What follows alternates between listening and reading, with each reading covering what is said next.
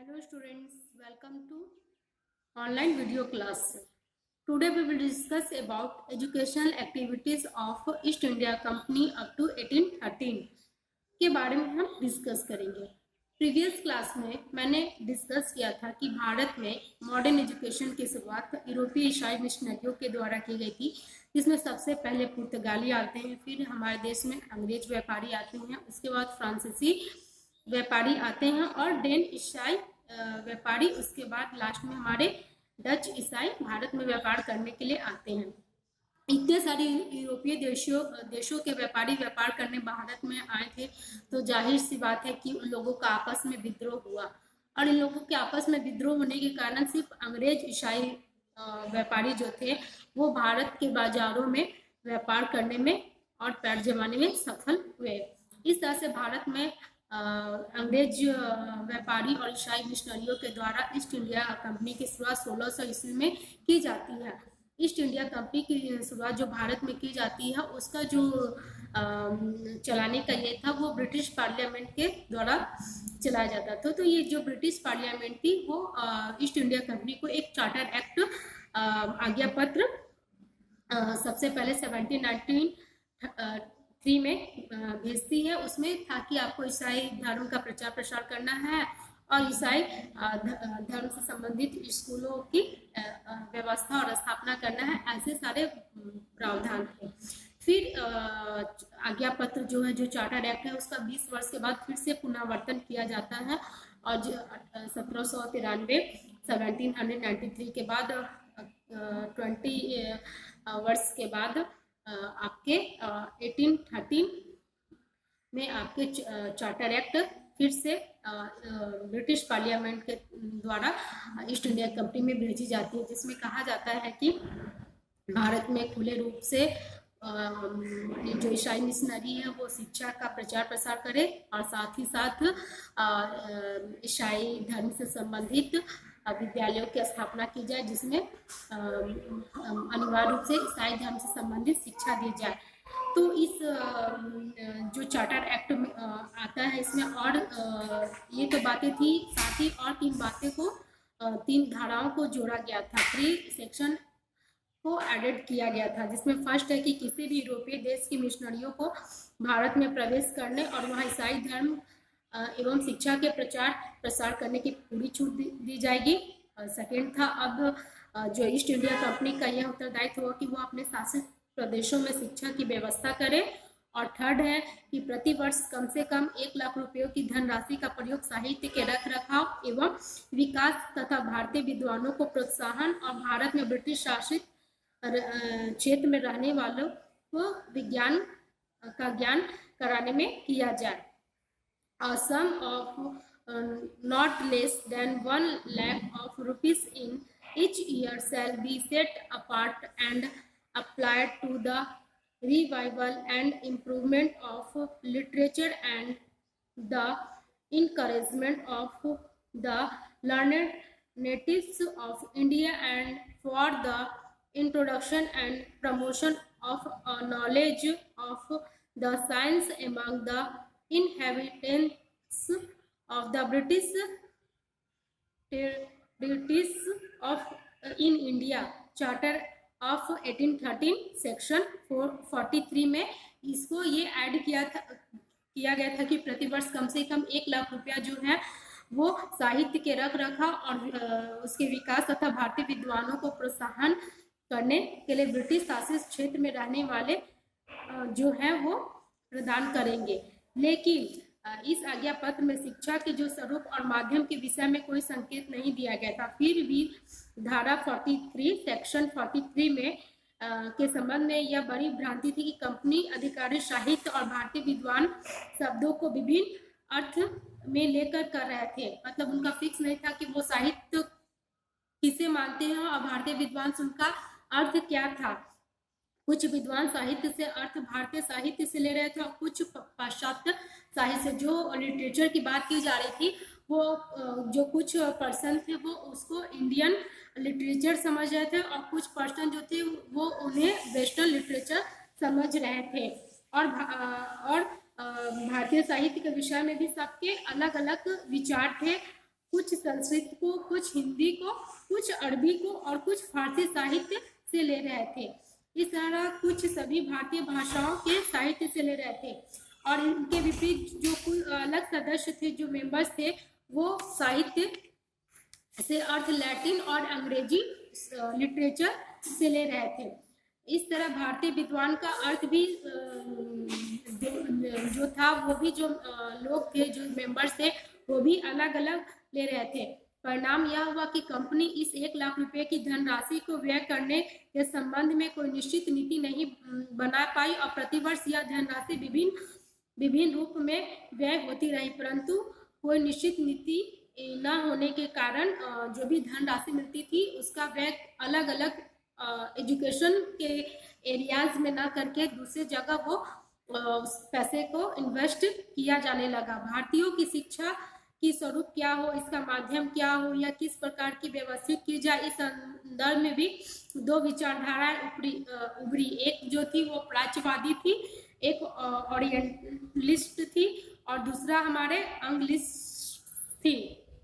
तो इस तरह भारत की जो विचारधाराएं थी शिक्षा के क्षेत्र में, वो दो तरह से बढ़ गई थी, एक प्राच्यवादी और एक पाश्चात्यवादी।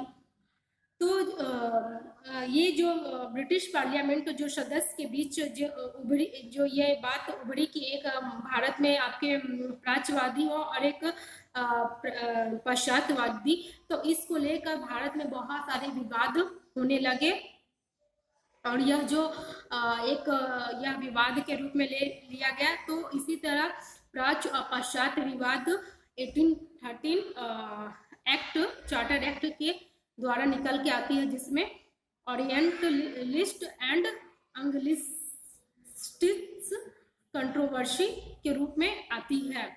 तो इस जो ओरिएंटलिस्ट और अंग्लिस्टिक्स जो है वो आपके ईस्ट इंडिया कंपनी के 80 चार्टर एक्ट 1830 के द्वारा हुआ। प्रथम बात तो यह है कि इस आज्ञा पत्र में तो यह निर्देश दिया गया था कि ब्रिटिश कंपनी जो है वो शासित क्षेत्रों में शिक्षा की व्यवस्था करेगी और उसका कंपनी पर उत्तरदायित्व होगा, परंतु यह बात स्पष्ट नहीं किया गया था कि शिक्षा का स्वरूप क्या होगा, जो कि सेक्शन 43 में 1 लाख रुपए की धनराशि व्यय करने की बात की गई थी, जिसमें प्रतिवर्ष आपने साहित्य के रख रखाव, उसके विकास में करने की और भारतीय विद्वानों को प्रोत्साहन देने की बात जो रखी गई थी, लेकिन उसका जो स्वरूप था वो निश्चित नहीं था। ना लिटरेचर का मीनिंग सही था कि वो इंडियन लिटरेचर की बात करते हैं कि वेस्टर्न लिटरेचर की बात करते हैं, और जो आपके इंडियन स्कॉलर्स है, भारतीय विद्वान है, उसकी भी बातों को सही प्रकार से वर्णन करने में ये असमर्थ रहता है। इसी के कारण मतलब दो ग्रुप बनता है, एक है आपका ओरिएंटलिस्ट, सेकेंड है अंग्लिसिस्ट। तो इस तरह से भारत में एक प्राच्य और एक पाश्चात्यवादी विचारधाराओं का उदय होता है। अब हम देखेंगे कि जो प्राच्यवादी थे, जो ओरिएंटलिस्ट थे, उनका क्या मत था। उनका जो एक ग्रुप बन गया था, एक इंडिया में दो ग्रुप बन गया था, एक ओरिएंट लिस्ट ग्रुप और आपका एक अंग्लिस्ट ग्रुप। तो इस तरह से भारत में जो दो ग्रुप बनते हैं, दोनों के अलग अलग विचार थे। जो प्राच्य थे वो इस ग्रुप में जो लोग थे वो अधिकतर कंपनी के वरिष्ठ और अनुभवी ऑफिसर होते थे, और ये 1813 के आज्ञा पत्र के साहित्य शब्द से अर्थ भारतीय साहित्य से जोड़ते थे। मतलब जो प्राच्य वर्ग के जो लोग थे उसमें कंपनी के वरिष्ठ और जो अनुभवी लोग थे, जिनको एक्सपीरियंस हो गया था, वही लोग थे, और वे साहित्य का अर्थ भारतीय साहित्य से जोड़कर बताते थे, और भारतीय विद्वान से अर्थ भारतीय साहित्यों के विद्वानों से लेते थे कि इंडियन स्कॉलर्स वही हैं जो इंडिया के लिटरेचर को जानते हो, लिखते हो, समझते हो। उनसे उन्होंने इंडियन स्कॉलर्स का मीनिंग लगाया। ये चाहते थे कि भारत में भारतीय भाषाओं जिसमें संस्कृत, हिंदी और अरबी के माध्यम से शिक्षा दी जाए। भारत में भारतीय साहित्य एवं ज्ञान विज्ञान की शिक्षा दी जाए। कुछ उदारवादी भारतीयों को पाश्चात्य ज्ञान विज्ञान का सामान्य ज्ञान कराने के भी पक्ष में थे, परंतु इस संबंध में अपने अपने तर्क थे। कोई भारतीयों के हित की दृष्टि से ऐसा सोच रहे थे और कुछ ब्रिटेन के हित से ऐसा सोच रहे थे। भारत के हित की दृष्टि से सोचने वालों के अपने तर्क थे, अपने लॉजिक थे, जिनमें फर्स्ट है कि हमारा भारत की अपनी संस्कृति है, उसकी संस्कृति की रक्षा के लिए उसकी भाषा और साहित्य की शिक्षा देना आवश्यक है। हम लोग जानते हैं कि उस समय भारत की जो संस्कृति थी वो सबसे उन्नत संस्कृति मानी जाती है, तो उस संस्कृति की रक्षा करने के लिए हमें अपनी जो उसकी संस्कृति के अनुरूप जो भाषा है और साहित्य है उसी के अनुसार शिक्षा देने की आवश्यकता है। लेकिन ब्रिटेन के हित की दृष्टि से सोचने वालों के अपने तर्क थे। प्रिंसप आदि का तर्क था कि भारतीय पाश्चात्य भाषा साहित्य और ज्ञान विज्ञान की शिक्षा प्राप्त करने योग्य नहीं है। विल्सन आदि का तर्क था कि भारत में पाश्चात्य ज्ञान विज्ञान की शिक्षा देने से भारत में अंग्रेजियों का विरोध हो सकता है। कुछ का तर्क था कि पाश्चात्य भाषा और साहित्य और ज्ञान विज्ञान का प्राप्त करने से उनके समकक्ष हो जाएंगे। कुछ का तर्क था कि भाषा साहित्य और ज्ञान विज्ञान का प्राप्त करके ये जागरूक हो जाएंगे और भारत में ब्रिटेन के शासन को उखाड़ फेंकेंगे। इस तरह से जो प्राच्यवादी वर्ग के लोग थे, जो ओरिएंटलिस्ट ग्रुप के लोग थे, उनका मत था कि भारत में जो भी है वो जो इनके सदस्य वो भारत के हित में सोचते थे कि भारत की अपनी संस्कृति है और जो इसकी अपनी संस्कृति है उसी के अनुरूप भाषा और साहित्य के अनुसार शिक्षा दी जाए। और जो ब्रिटेन के हित में सोचने वाले थे उनका कहना था कि भारतीय पाश्चात्य भाषा और साहित्य और ज्ञान विज्ञान की शिक्षा प्राप्त करने योग्य है ही नहीं है। साथ ही भारत में पाश्चात्य ज्ञान विज्ञान की शिक्षा देने से भारत में अंग्रेजों का विरोध होगा, ब्रिटिश शासन को उखाड़ फेंकेंगे, तो ऐसी इनकी सोच थी। अब जो पाश्चात्यवादी वर्ग थे, जो एंग्लिसिस्ट ग्रुप थे, उनका जो मानना था वो इस प्रकार है कि इस वर्ग में अधिकतर जो थे वो कंपनी के युवा अधिकारी थे, मतलब यंग ऑफिसर्स थे। ये 1813 के आज्ञा पत्र के साहित्य शब्द का अर्थ वेस्टर्न लिटरेचर से लेते थे और भारतीय विद्वान से इंडियन स्कॉलर्स का अर्थ पाश्चात्य साहित्य के भारतीय विद्वानों से लेते थे। मतलब इनके जो इंग्लिश ग्रुप के जो लोग थे वो लिटरेचर का मीनिंग वेस्टर्न लिटरेचर से लगाते थे और इंडियन स्कॉलर का मीनिंग आपके जो वेस्टर्न लिटरेचर में जो के विद्वान थे उनसे वो लेते थे। ये चाहते थे कि भारतीयों की शिक्षा का माध्यम अंग्रेजी हो, मीडियम ऑफ एजुकेशन इंग्लिश हो, भारतीयों को पाश्चात्य भाषा और साहित्य का ज्ञान कराया जाए। कुछ कट्टरवादी ईसाई धर्म की शिक्षा अनिवार्य करने के पक्ष में थे। इसमें जो मेंबर्स थे जो कट्टर क्रिश्चियन थे वो चाहते थे, ईसाई थे, वो चाहते थे भारत में ईसाई धर्म की शिक्षा अनिवार्य रूप से दी जाए, कंपलसरी उनसे कर दिया जाए। और परंतु इस संबंध में इनके अपने अपने तर्क थे। कोई भारत के हित की दृष्टि से ऐसा सोच रहे थे और कुछ ब्रिटेन के हित की दृष्टि से ऐसा सोच रहे थे।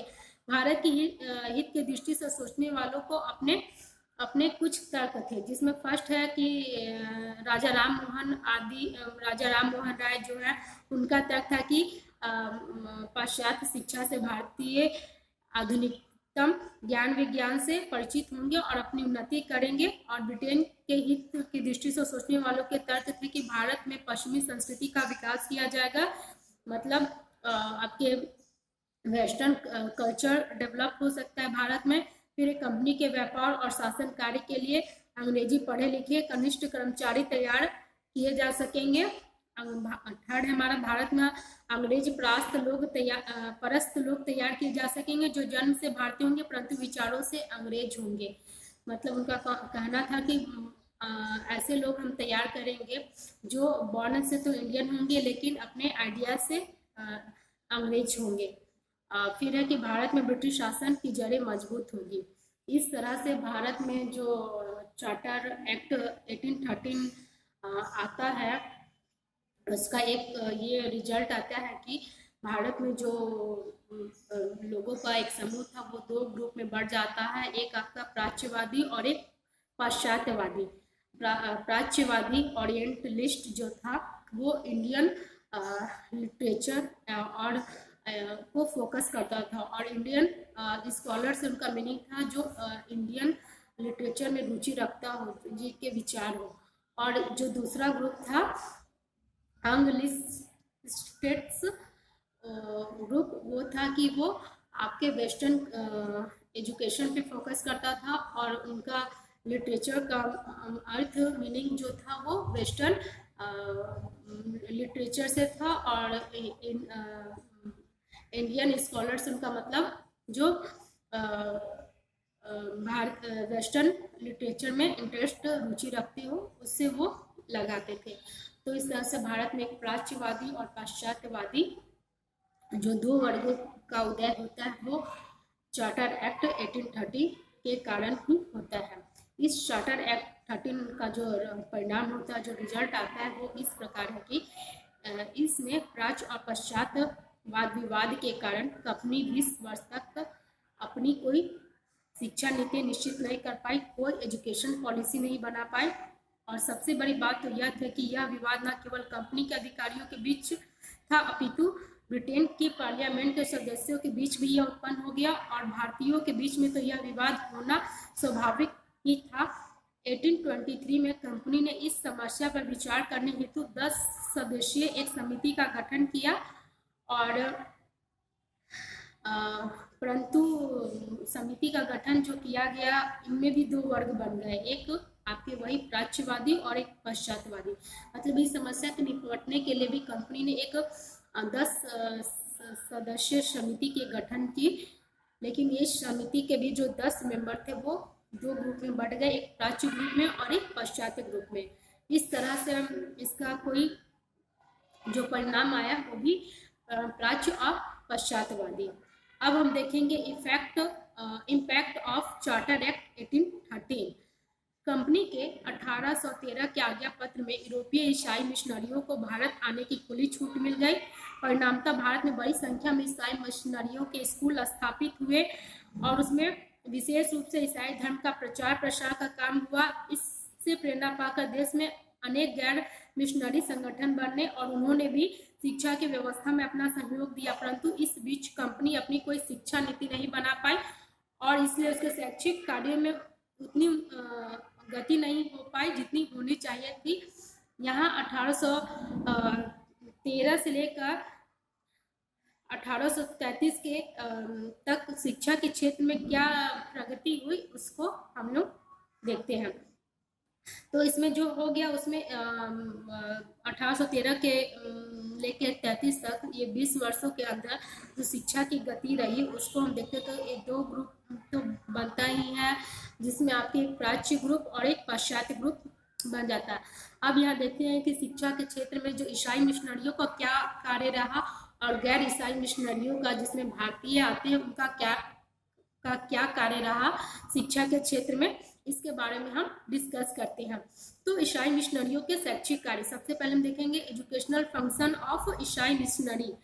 तो कंपनी के 1813 के आज्ञा पत्र के प्रकाशित होते ही भारत में barrister mission society, London missionary society, Wesleyan mission church missionary society और स्कॉच मिशन सोसाइटी आदि से संबंधित मिशनरियों ने प्रवेश किया और ईसाई धर्म एवं शिक्षा का प्रचार प्रसार शुरू किया।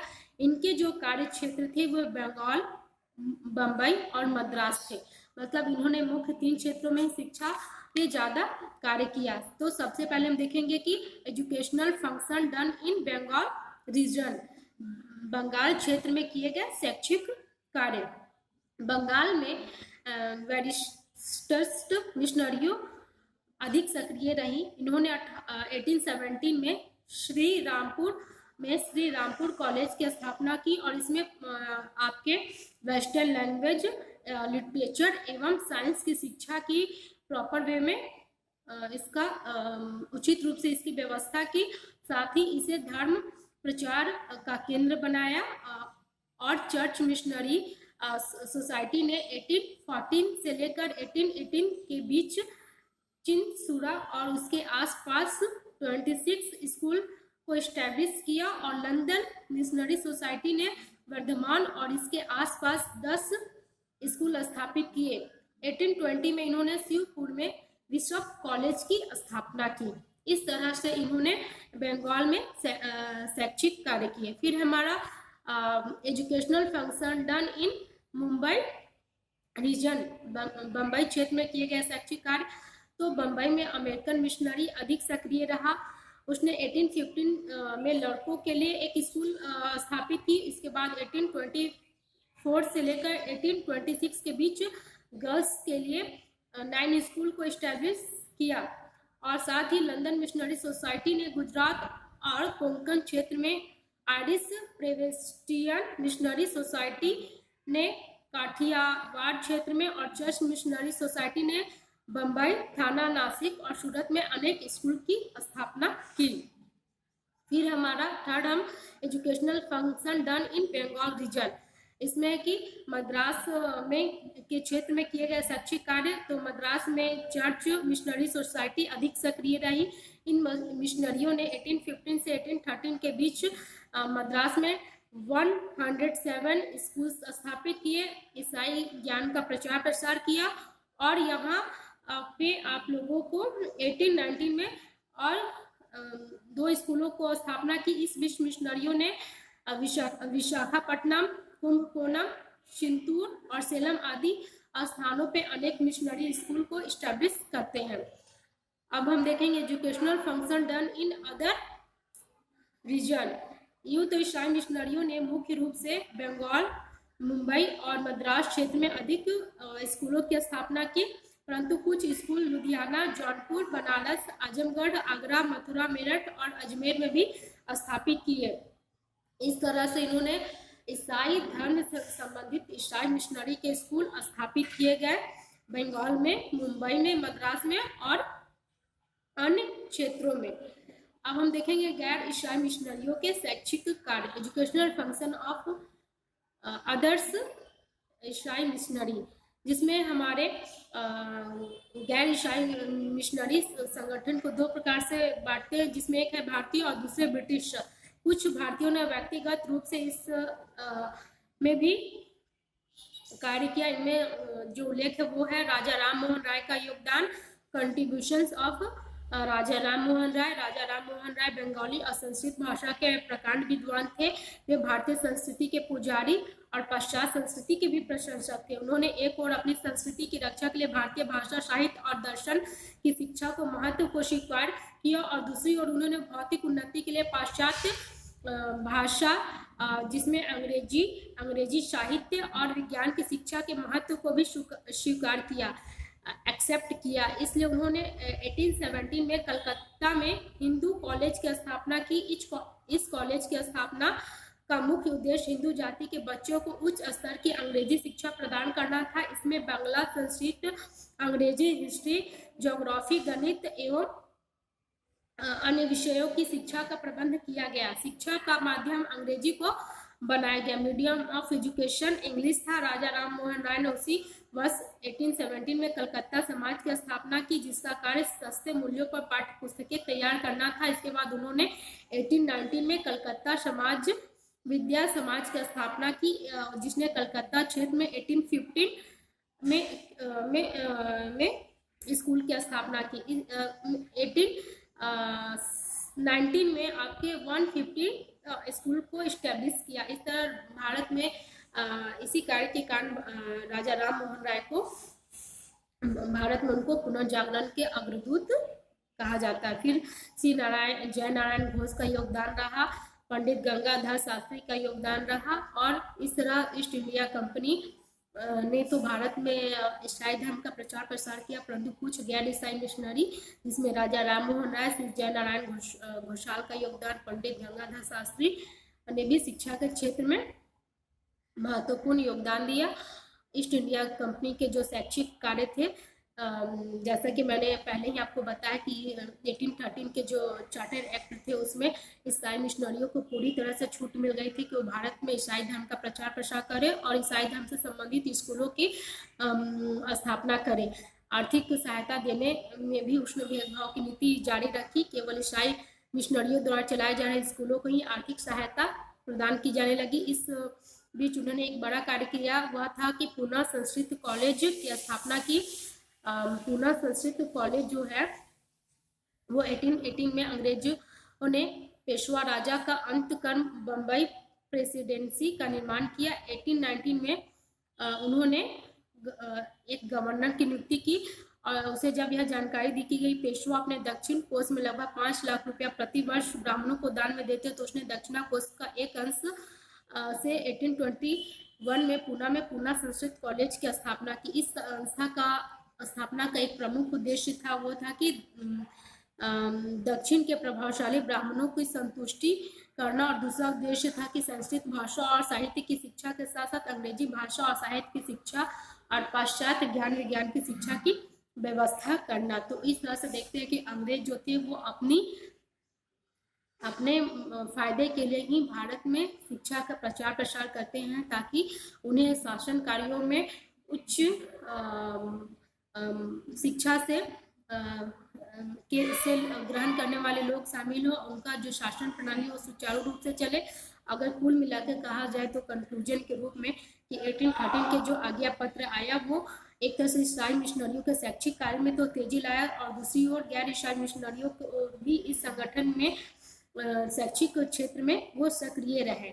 इस क्षेत्र में राजा राम मोहन राय का पदार्पण भारतीयों को वरदान सिद्ध हुआ। एक और उन्होंने अपनी भाषा साहित्य और संस्कृत की शिक्षा के लिए जहां अधिक जोर दी वहीं उन्होंने पाश्चात्य भाषा साहित्य और अंग्रेजी शिक्षा को भी आवश्यक माना। यह सचमुच हमारे देश में उस समय इन दोनों की आवश्यकता थी। राजा राम मोहन राय के कारण यह काल भारतीय शिक्षा के विकास में अपना विशेष योगदान रहता है और यह वह युग है जब भारत में आधुनिक शिक्षा प्रणाली के स्कूल और कॉलेजों की स्थापना होती है।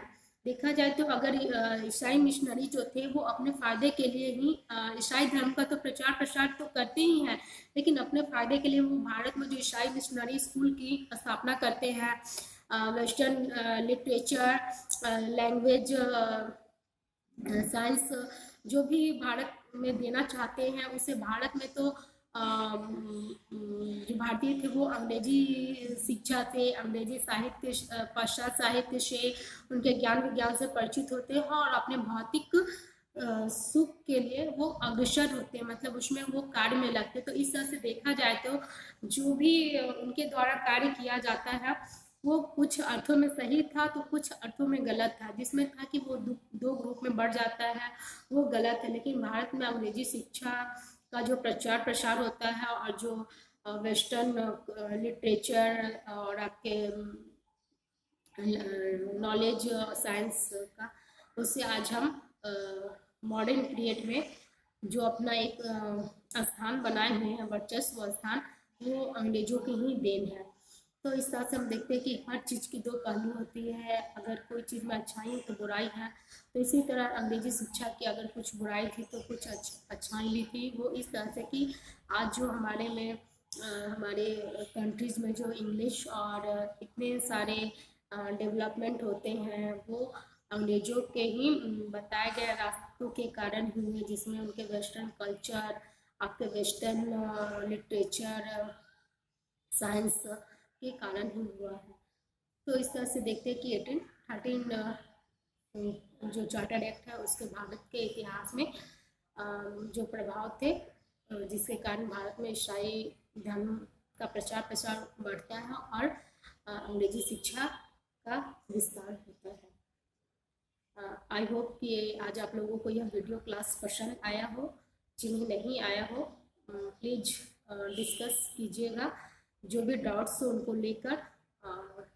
Take care and